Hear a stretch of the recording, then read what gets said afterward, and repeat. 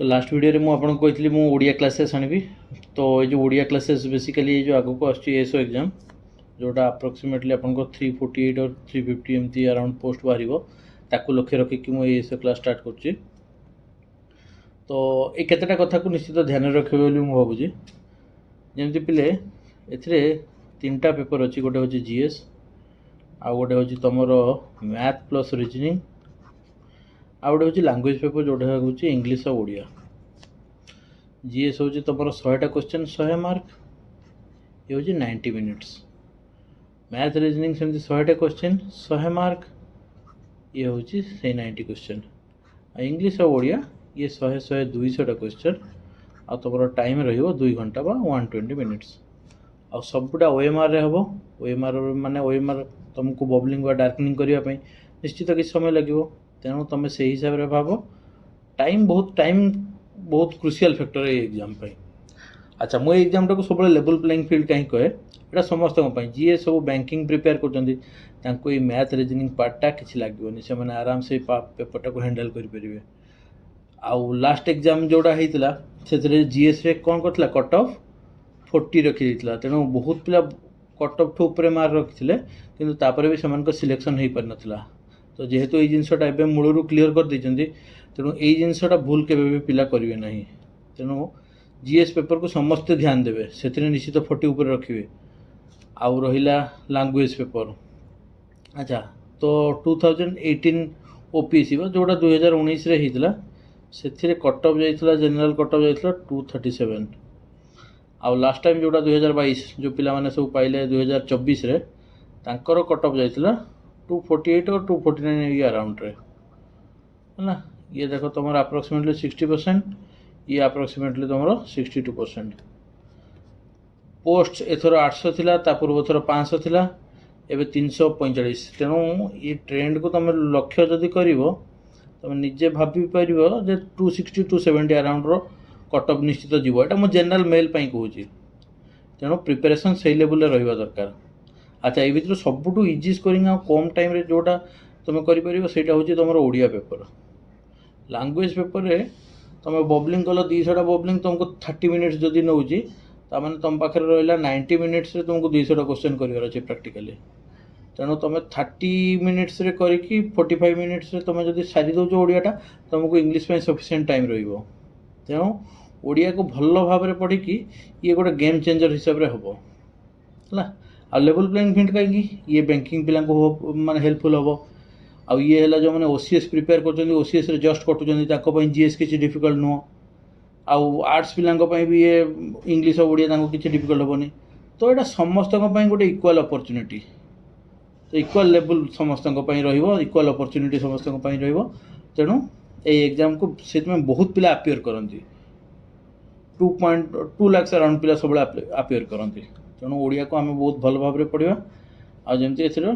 खूब भल स्कोर करवा। अच्छा केमती स्कोर करवा आम जस्ट 270 को ब्रेकअप करवा सपोज आम आनिले 80 मार्क्स आनुचे ओडिया रे 80 90 भितर सपोज धरनी जीएस रियली टफ जो मैंने ओसीएस बैकग्राउंड नुहति रियली माने जीएसटा रियली टफ रहिबो तो ताकू मानिने जस्ट 40 45 50 भी धरनियो 80 40 120 गला तुमको आउ 270 आउ 150 दरकार जोटा तुम मैथ रीजनिंग आउ इंग्लिश रे रखिबो दैट मीन्स 75 एवरेज रे मैंने सबू पेपर इंपोर्टेंट और वेरी क्रुशियल तेणु या ध्यान रखी पढ़ो। तो मु एक्चुअली एटा मु बर्तमान हाई स्कूल स्टैंडर्ड रो जो ग्रामर ताकू मु सब्जेक्ट वाइज गोटे गोटे गोटे गोटे डिस्कस करी जो मैंने प्रिपेरेसन माने जॉब रे ऑलरेडी अच्छी किंबा जो मान पाखे ओडिया बही एवं किसी ना तो से मैंने जस्ट या शुणे कौटी कौटी मुझे मन रखापी पड़ो क्या खाली जस्ट बुझे और शुणे मु सबूटा गुरुत्व दे कहि होपफुली माने मो वीडियो आपन को हेल्प करिवो मुझे आशा करुँची भाविक मु ओडिया स्टार्ट करछि। तो प्रथमे आम देखा ओडिया भाषा केमिति विकास होती तार डेवलपमेंट ये चैप्टर सेमती किसी क्वेश्चन के आसनी कि आसवानी ये आम खाली जस्ट ओडिया लैंग्वेज केमती कौन डेवलप है केमती आजिका डेट रे भाषा पहुँचला से विषय जस्ट आलोचना टिके करवा कौन जदि सब्जेक्टिव होता मुझे कही भाषा हूँ अमृतायन पथ प्रदर्शक विश्व चेतनार द्योतक अमरत्व लाभर उत्पादक एमती नाना कथा छाड़ू आमर से सब दरकार ना आमर सब पेपर कम्प्लीटली ऑब्जेक्टिव तो आम जो कथोपकथन करुचे तापाई जो मीडियमटा रोचे सेटा होउचे आम पई लैंग्वेज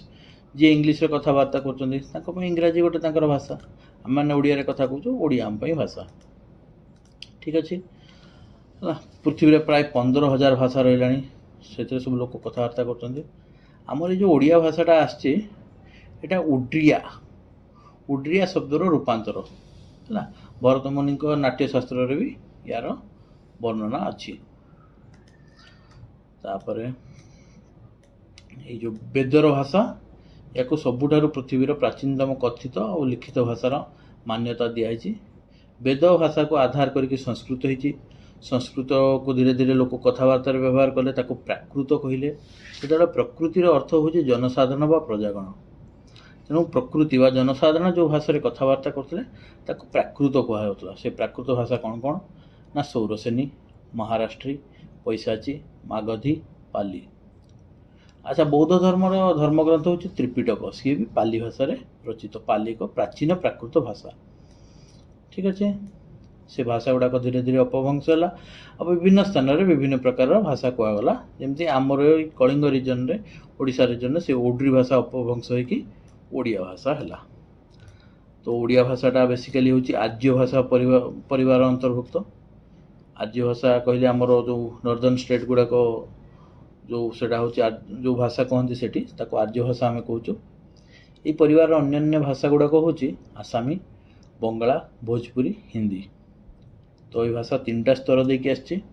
गोटे हूँ प्राचीन भारतीय आर्य भाषा व वेद भाषा मध्य भारतीय आर्य भाषा व प्राकृत आउ हूँ आधुनिक भारतीय आर्य भाषा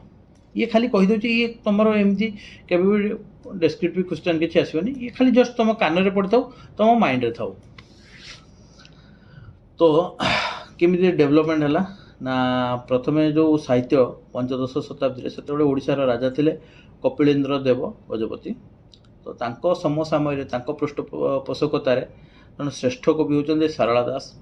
आउ तांको ना अनुजाई से युग को आम सारला युग कहूँ पंचदश शताब्दी मान 1401 रु आम 1500 मसीहा को धरचे तेणु सारला दास से समय बहुत स्वकीय तांकर काव्य कविता आम ओडिया भाषा को बहुत रुद्धिमंत कर गोटे मन रखिए सब बरा भाज साम बरा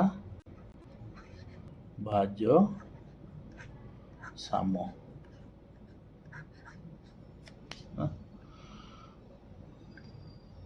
बोरा कौन बोरे है बलराम दास रामायण बाहर है भागवत जगन्नाथ दास सारे है सारला दास महाभारत यहाँ सब श्रेष्ठ कृति काले कौटी पचार ये आप मन रखिले रखिए प्राय एमती क्वेश्चन के आसीनी आम नेक्स्ट देखा तो से सारला दास को पूर्वर किसी चौतीसा भी सब रचना करमती वर्षा दास को कलसा चौतीसा मार्कंड दास को केशव कोइली और बलराम दास को कमललोचन श्रीहरि भक्त चरण दास को कला कलवर कन्हई तापर पंचसखा जुग आसला 16 शताब्दी 1501 रु 1600 मसीहा पर्यंत पंचसखा मान 5 जन से समय साहित्यकार थे कबीर मनीषी स्वयंभू परिभू 5 जन महान कवि थे सी कौन कौन नाम बलराम दास जगन्नाथ दास अच्युतानंद दास जशवंत दास अनंत दास ठीक अच्छे से समय कौन करते ना भागवत टंगी सब भागवत रखी से देवता स्थान को मानी से सब साहित्यर आलोचना करते जहाँफल साहित्य बहुत लोकप्रिय होता तापर सप्तदश शताब्दी ऊनविंश शताब्दी मध्यभाग मान 1601 ठारू 1850 पर्यंत ये समय को रीतिजुग कहगला रीतिजुग माने से समय काव्य कवितार सब जमक उपमा अलंकार ये सब व्यवहार करागला जमक अलंकार उपमा कह अर्थ मैंने साहित्य को क्लिष्ट करागला श्रुति माधुर्य करागला देखरे नलिनी नलिनी नलिनी रे पूरित देखी नव कालिका बकालिका मालिका आली कालिका कांत स्मरी रक्षा केमंते करी मत करी गति की हेमंत विचारी एमि सब विभिन्न जमक उपमा सब लगे साहित्य को अधिक माने रुद्धिमंत आहरी अधिक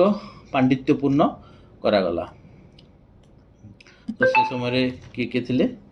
ना उपेन्द्र भंज दीनकृष्ण दास अभिमन्यु सामंत सिंगार एमाने सबू तांकर काव्य कविता सब रचना करथिले। उपेन्द्र भंजकर वैदेहीश विलास से सबू से जो तार कवितार प्रत्येक पाद ब रु आरंभ होइतिला वैदेहीश विलास। जेमती आपण माने देखथिबे V for Vendetta से जोटा प्रोटागनिस्ट कैरेक्टर अच्छी सी तार जो इंट्रोडक्शन टा दब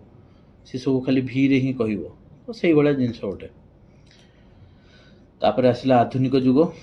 1850 रु वर्तमान से समय कौन होता ना ब्रिटिश मान राजत्व रे ओडिशा थिला से माने से समय गोटे सूर्यास्त आईन करथिले माने इवनिंग सुधा समस्ते इंग्रेज मान को कर देबे जेहेतु शासन केंद्र भाग से कोलकाता थिला तो बंगाली माने जो माने बंगीय जमीदार से माने तार सुविधा सुजोग पाई पारले किंतु ओडिया माने पाई पारले नहीं जहाँ फल कि से तार जमीदारी रू हाथ उठेला आ जमीदारी से जेहेतु हरइले धीरे धीरे साहित्य भी दयनीय अवस्था को पड़ जाइथिला। तापर पर किछि किछि महान बरपुत्र सब कौन कले ना साहित्य को आउ थे साहित्य को परिपुष्ट करने विभिन्न काव्य कविता ये करी लोक मानक मध्य साहित्य प्रति तांको मन रे प्रेम भावना सृष्टि करथिले जहाँ फल कि भाषा आंदोलन बेसिस रे आम ओडिशा एक स्वतंत्र प्रदेश होइतिला आ ओडिया भाषार मान्यता रहितिला। से सब महान महान व्यक्ति विशेष होउचंदी राधानाथ राय, मधुसूदन राव, फकीर मोहन सेनापति, गंगाधर मेहर प्रभृति। ठीक अच्छे।